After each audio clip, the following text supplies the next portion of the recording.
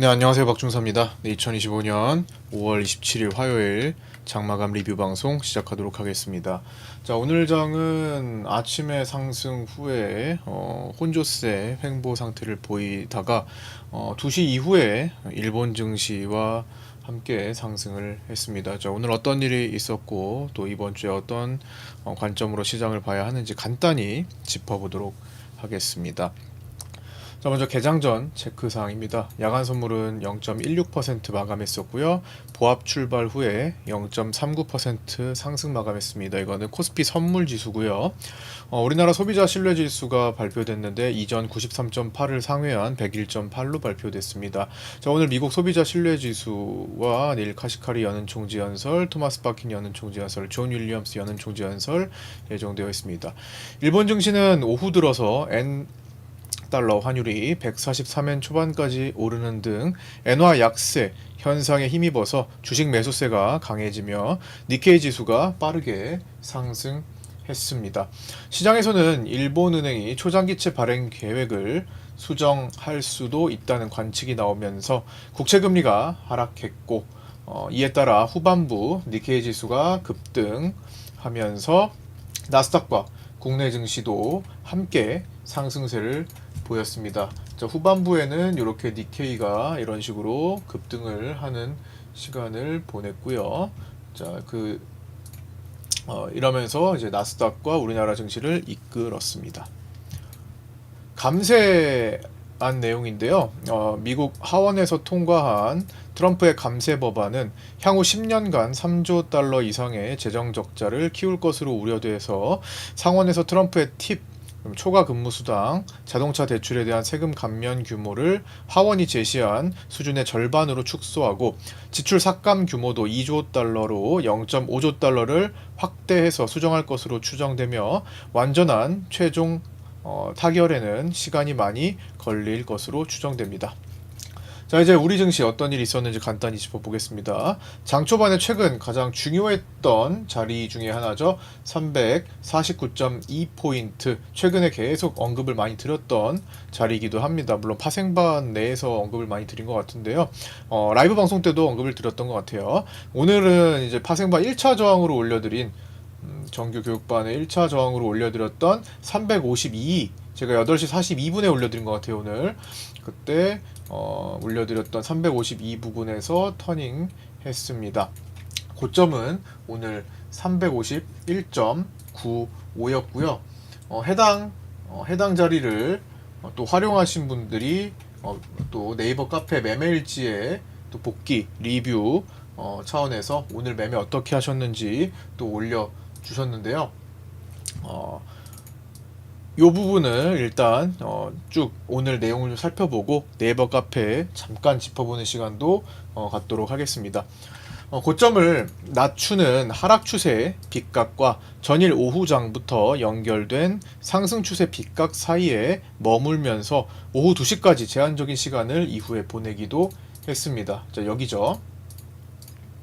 자, 보시면 고점을 낮추는 추세 하락, 여기 요 구간, 그리고 전일 오후장부터 연결된 상승 빗각 요 추세를 가운데에 두고 진폭을 축소하면서 옵션의 프리를 빼는 시간을 보냈었습니다. 그래서 좀 평이한 시간을 좀 보내다가 이제 변동 포인트가 어디서 잡힐지 계속 주목해 보다가 자, 이 수렴권이 끝나고 여기 이쪽으로 이제 확대가 된 거죠. 물론 이때도 이제 단계적으로 매물대들이 있었으나 순간 니케이의 큰 상승으로 인해서 이제 시장이 조금 더 수급 대비해서 올라온 것 같습니다.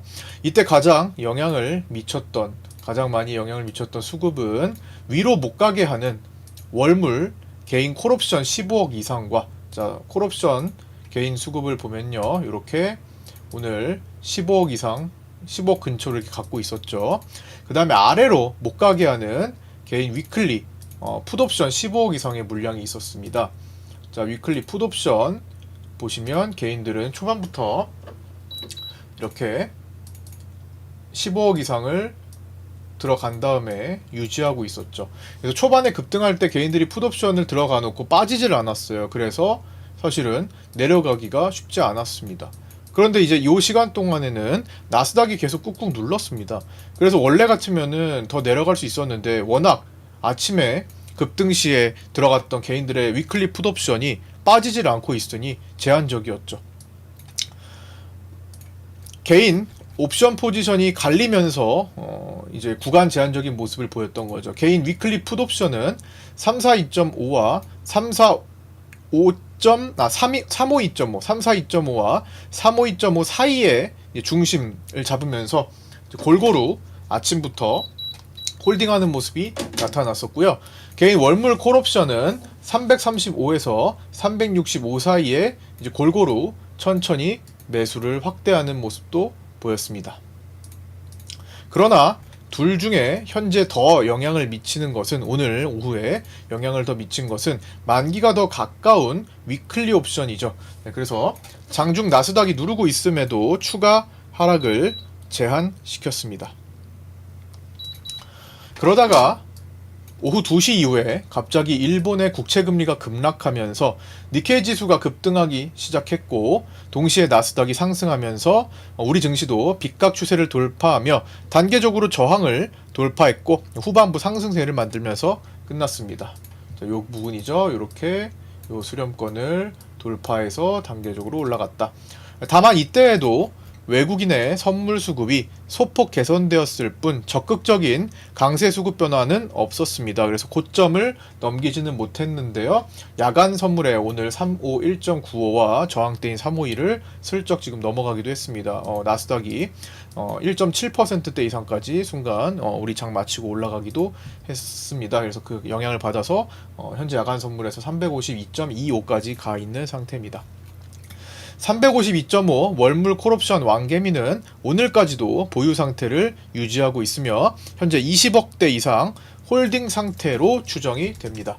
콜옵션에서 약간의 수익이 발생한 것으로 추정되고요. 352.5 콜옵션 차트를 보면 이렇게 되는데, 개인들이 왕개미가 그때 5월 21일에 이렇게 미끼로 콜옵션을 던진 다음에 급락을 했으나 청산을 하지 않고 다시 올라와서 거의 뭐 약간 수익으로 지금 머물러 있죠.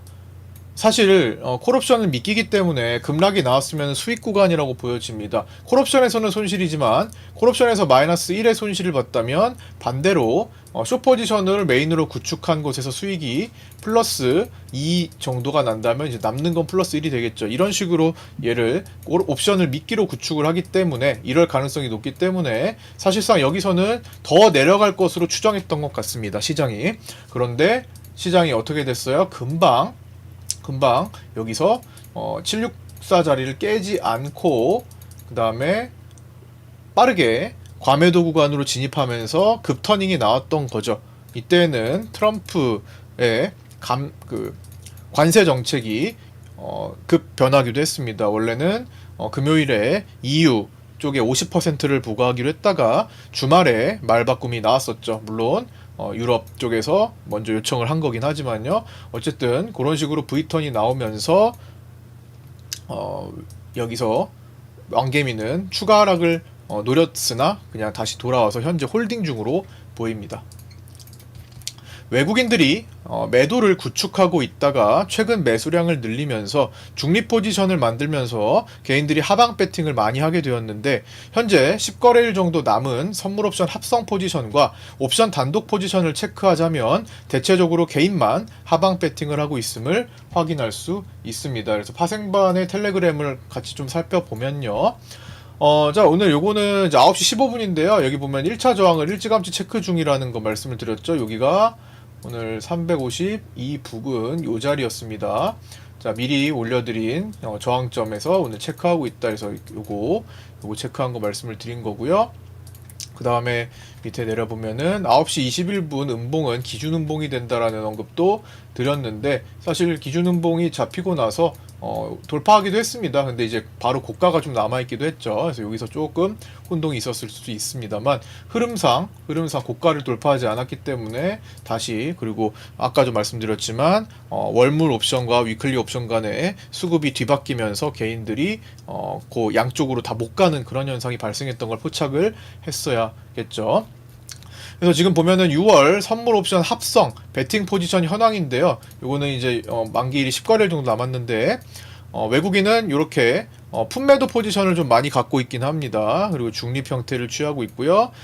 딱히 크게 상승 배팅을 한 건 아닙니다. 예, 전체적으로 중립이었죠. 그리고 여기는 선물은 완전히 중립이기 때문에 이거 대부분 옵션 포지션입니다. 여기 밑에 보면요. 옵션 단독으로만 놓고 보면, 자, 하단부에 보면은 어떻게 돼서 비슷하죠. 여기 이제 옵션 단독으로 보면 선물이 중립이기 때문에 옵션만 봐도 비슷합니다.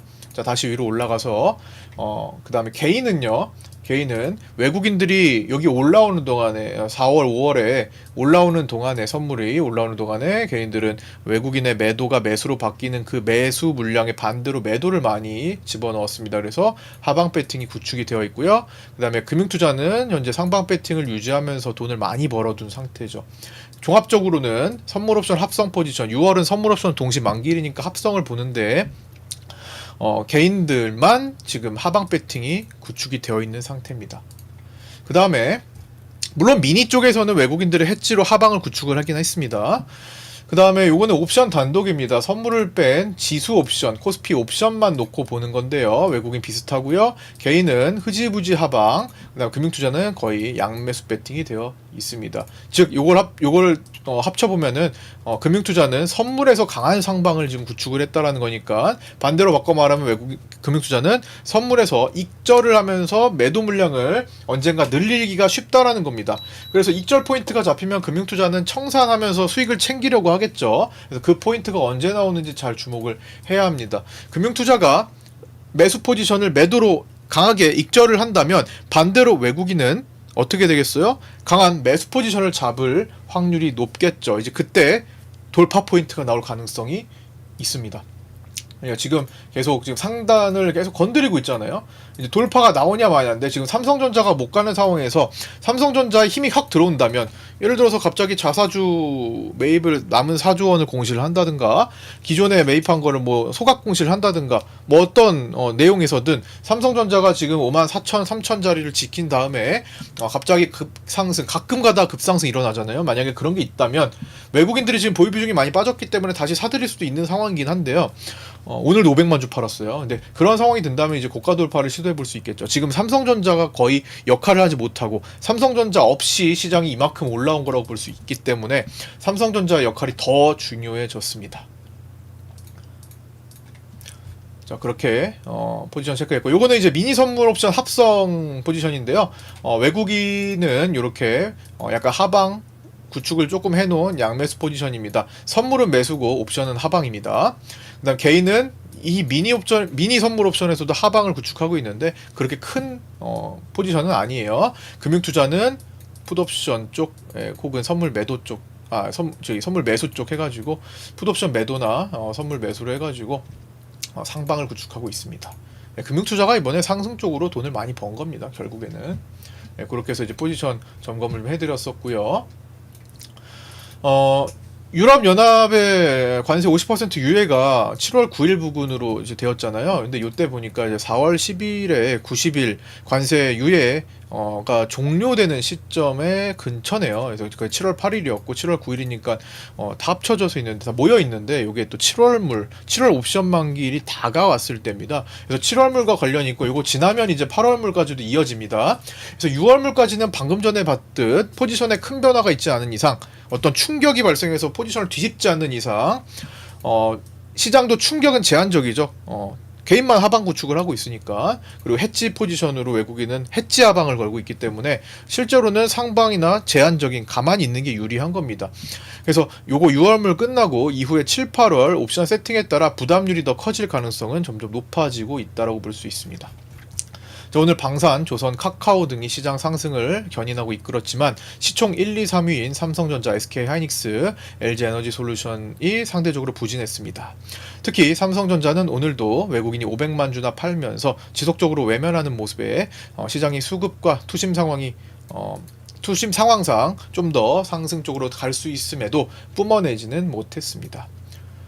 코스닥은 에코프로 BM 등 2차전지가 또다시 땅굴을 파내려 가면서 시총을 끌어내렸지만 바이오와 반도체의 강세로 상승 마감했습니다. 자, 에코프로 BM을 잠깐 보면요.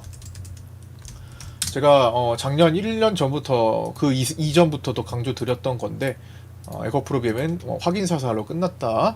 2차 전지는 지금 개인들이 하락시 그리고 2년 동안 반등을 보일 때도 사거나 버티려고만 해서 수급이 더 악화되고만 있고요. 이미 중국에게 뭐 다 주도권 뺏겨가지고 사실상 지금 굉장히 어려운 상황이죠. 거기에다가 중국 쪽에서 때리고 미국 쪽에서 때리고 막 그런 상황입니다. 거기에 우리나라 자체로 개인 수급 완전히 꼬여 있고 그렇기 때문에 제가 여기서 이미 이때도 끝났다고 말씀을 드렸지만 여기서 확인 사살이라는 말씀을 드렸어요. 이거 추세 깨면 이것도 이제 없다. 그래서 장기 침체로 간다. 생각보다 좀 거칠게 내려온 거기도 합니다. 단계적으로 여기 걸치고 여기 가는데 그 이상으로 공간 뚫리면 뭐 진짜 더 많이 내려가는 걸 수도 있죠. 근데 어쨌든 침체 형태다. 침체 형태라는 건 다시 올라오기가 쉽지가 않은 겁니다. 여기서 횡보는 하겠죠, 이렇게. 자리 잡고 횡보는 할 수 있습니다. 근데 그게 얼마예요? 5년에서 10년 정도는 힘들다고 봐야 됩니다. 이미 2030년대를 염두에 두고 이만큼 상승했던 건데 완전히 그게 다 지금 적자 구조로 바뀌고 수익성 악화되고 그러니까 이거 아예 다른 쪽으로 사업을 하지 않은 이상 뭐 돌아설 수가 없죠. 그리고 그럴 수도 없는 거고요. 그래서 이거는 5년에서 10년 이상은 좀 어렵다고 봐야죠. 그 뒤에도 모르겠어요. 예. 가능성은 일단 5년에서 10년을 보는데 시간이 지나면서 상황을 보면서 더 길어질 수도 있는 거고 쉽지 않습니다. 그래서 개인 수급이 계속 여기다가 이거 반등할 거로 계속 매달리고 있으니 더 안 되죠. 심지어 반등을 하는 구간에서는 개인들이 털어줘야 되는데 아이고 다행입니다 하고 털어줘야 되는데 오히려 정신 차리고 더 삽니다. 그래서 중간중간 반등하는 구간이 있죠. 중간이 있어야지. 그런 거 없는 하락은 없죠. 근데 있는데 수급이 안 바뀌어요. 그러니까 계속 밀립니다. 이제 그러게 그 상태가 계속되면은 이제 자리 잡고 횡보만 해요. 그러다가 단계적으로 또 한 번 떨어지고 이런 것들이 많아집니다. 그래서 이걸 크게 올리려면은 정말 오랜 시간이 필요하거나 아예 수급 물갈이가 필요합니다. 그래서 물갈이가 되려면 완전히 진짜 말도 안 되는 저점을 찍고 물갈이 이제 개인들이 도저히 버틸 수 없는 지점을 찍어야 되거든요. 그래서 수급적으로도 내용적으로도 차트적으로도 지금 가장 어려운 측면에 있는 것 같습니다. 물론 지금 감세안이 통과가 되면 그래도 그나마 재료 소멸로 시도는 할 수 있을 겁니다. 악재에 대한 소멸로. 근데 그럴 때 이제 수급이 완전히 돌아서지 못하면 그것마저도 그냥 지나갈 가능성이 있습니다. 자, 마감하겠습니다. 삼성전자. 삼성전자는 오늘 외국인이 500만 주 또 매도했고요. 대량으로 계속 외국인들이 비중을 축소하고 있습니다. 삼성전자 주요 매물대 6개월, 7개월 동안 계속 똑같은데요. 570, 557, 540에서 544, 530 보고 있는데 오늘 여전히 544에서 540 매물대 체크를 했고요. 현재 대체거래소에서도 54,200원에 거래되고 있습니다. 삼성전자에 대한 관세 부과는 아직 바뀌지 않았고요. 애플과 함께 풀릴 가능성은 존재합니다. 트럼프 변덕이 언제 또 있을지 또 잘 봐야 되겠고요. 6개월 7개월 동안에 가장 이 구간에서 많은 거래를 했던 자리는 54,400원입니다. 외국인 수급은 오늘 선물에서 493억 매수 마감했고요. 오늘 혼조세를 많이 보인 하루였습니다. 롤오버 매도 물량을 3월달 거 롤오버의 매도 물량을 제외하고 6월물만 단독으로 본다면 매수 우위의 포지션을 취하고 있고요. 3월물에서 넘어온 롤오버 물량을 포함하면 아직은 약간의 매도에 가까운 중립 성향을 보이고 있습니다. 미니 콜옵션은 6억 매수했고요. 오늘 미니 풋옵션은 2억 매도했습니다. 그래서 미니 옵션에 대한 누적은 340에서 350 사이에서 약 15억 이상의 콜옵션 매도와 약 70억에 가까운 풋옵션 매수가 누적된 상태로 하방 포지션을 구축하고 있고요. 이는 해지 성향에 가까워 보입니다. 프로그램 비차익은 오늘 48억 매도로 큰 영향을 주지 않았고요. 작년 고점을 찍고 터닝했던 24년 7월 12일부터 매도 누적이 약 24조 5,062억 원을 기록하고 있습니다. 자, 환율은 제2차 한미 실무통상 협의에서 환율에 대한 논의가 있었다고 전해지면서 원화 절상 가능성에 더욱 힘이 실렸고 미국 신용등급 강등과 재정 불확실성 확대 등으로 달러가 약세를 나타낸 영향을 지속적으로 받고 있는 시기입니다. 달러 선물 기준 1368.8원으로 일단 정규장을 종료했는데요. 야간장에서 현재 소폭 반등세를 보이고 있기도 합니다. 그래서 1372원대를 회복을 했습니다. 정규장에서 외국인은 288억 매도를 했고요. 변동성 지수는 1.94% 상승한 20.01로 20포인트를 회복했습니다. 이제 슬슬 옵션에 대한 가치가 점점 더 올라가고 있다고 보시면 되고요. 하단 지지 자리인 지지 라인을 딛고 다시 변동성이 급등할 가능성이 높아지고 있습니다. 점점. 하지만 시간을 좀 끌 가능성이 높습니다. 6월 만기까지 지나고 갈 수도 있습니다. 자, 이번 주는 주 후반부로 갈수록 변동성 요인이 강합니다. 수요일 미국 증시가 종료된 이후에는 엔비디아 실적 발표가 그리고 그 뒤에 이어서 바로 목요일 위클리 옵션을 겪게 되고 위클리 옵션 만기일에 한국은행의 금리 결정 있고 이거는 금리 인하일 가능성이 아주 높죠. 금요일 밤은 미국의 PCE 발표가 예정되어 있습니다. 후반부 변동성에 주의하면서 당일 시장을 잘 체크하면서 생존 트레이딩 하시기 바랍니다. 자, 오늘 여기까지 마치고요. 구독자 텔레그램방과 구독자 네이버 카페 아직도 입장하시 않으신 분들 자, 이거 끝나지 않았습니다. 아까 전에 잠깐 이거 보기로 했는데 깜빡했네요. 자, 네이버 카페에 제가 KM맨님 글을 잠깐 보여드리려고 했는데 그 매매를 라인을 활용했다라는 모습을 그냥 체크하고자 한 겁니다. 여기 352 제 라인을 명확하게 또 확인했다. 제가 중요한 매물대와 그리고 또 옵션 가격을 분석해가지고 매일 아침 8시 41분에서 42분경에 오늘의 중요 라인들을 잡아드리는데 굉장히 적중률이 높아 보인다고 많이들 말씀해 주시는데요. 더 적중률을 높이려고 저도 노력하고 있습니다.